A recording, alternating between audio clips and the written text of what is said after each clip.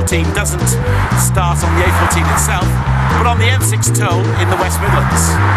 The M6 toll was the first purpose-built motorway toll road in Britain, and what's happened on the M6 toll has great bearing on what's going to be happening on the A14 in future years.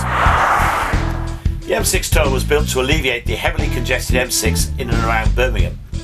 It bypasses the whole of the West Midlands conurbation, and the idea was that traffic from the south could get up to the northwest without having to go right through the middle of Birmingham.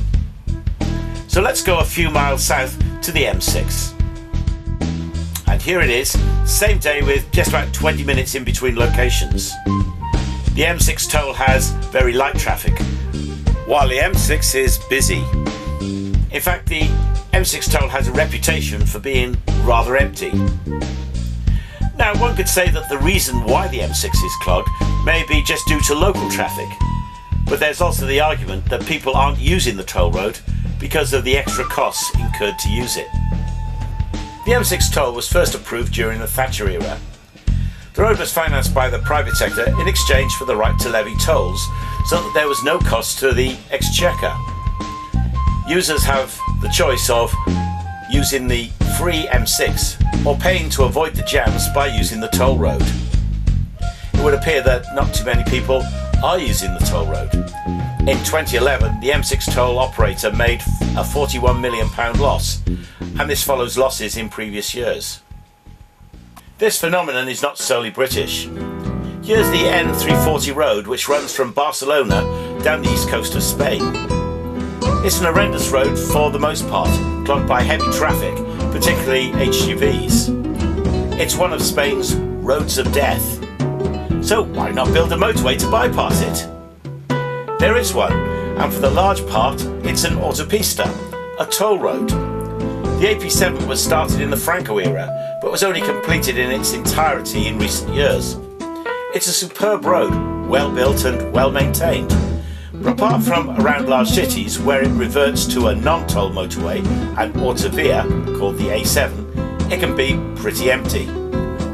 Here's a picture of the AP7 between Valencia and Tarragona during the rush hour, and as you can see it's pretty thinly used.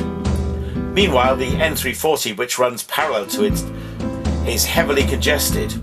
Why? Because motorists just aren't prepared to pay the tolls for the AP7. The solution?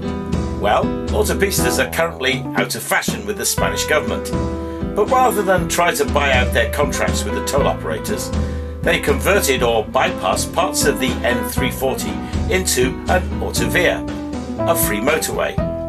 So bizarrely, in some places people have the choice of travelling quickly and easily on the toll road AP7, or brave the more congested but free A7.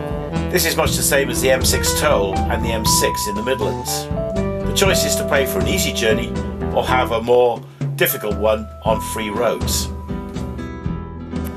Why do I tell you all this?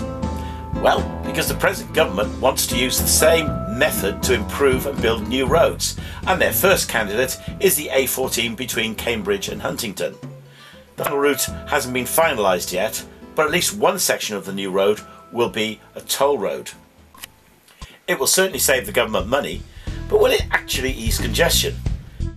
Unless they come up with a new model for road pricing, the answer on the experience of the M6 toll is no. The biggest users, road freight, particularly container lorries from here in Felixstowe, will use an alternative route and continue to clog up local roads. Surely the better method is non-toll road improvement.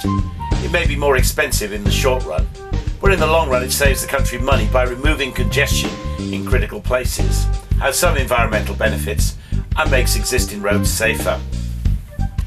The world is full of choices. Some, like the construction of a new road, are contentious, and I'm sure this one will run for a while before a solution is found. If the history of the rest of the A14 is anything to go by, politicians and planners will haggle, and the solution will be a compromise, which in the long run may please nobody. Life is all about choices and making choices. Some choices can be, like the tolling of the A14, complex issues and difficult to get our heads round, and somehow we never get the right answer. But what we do is to get an answer that everyone can live with. It's the logic of compromise, and what we end up with is a combination of economics, political dogma, engineering considerations and conventional wisdom. When it comes to life and God, we find that the logic of compromise doesn't work. People can't do deals with God. There isn't scope for compromise. Most people, if they believe in God at all, hope that he might find them acceptable. After all, most folks are decent, aren't they? But does he compromise or cut his standards if we're good people? Well, we know that God has rather high standards. There's a saying in the Bible, all have sinned and come short of God's glory. So if God doesn't compromise, what does he do about all our failings? Well, he's thought of a better way. He knows that whoever we are, because we always fall short of him, he needed to do something about it himself. And in fact, what he's prepared to do is to offer us relationship with him and eternal life as a free gift. Yep, you heard right. He offers it to people as a free gift. Now, a gift can only become ours when we receive it. So why does God offer a relationship with him and eternal life for free? Well, because he knew that we will fall short of him and do fall short of him. And so he sent his son Jesus into the world to pay the penalty for what we've done wrong in order that we can come into relationship with him. He said, I've come to bring you life, life to the full. If you want to know God, he hasn't made it difficult for you. He's already opened a way. There's no barrier, no toll. We start by recognizing how we fall short of God. We recognize the free gift that God offers in Jesus and find forgiveness, accepting that gift of life on offer to us. Well, thanks for listening, and may God bless you.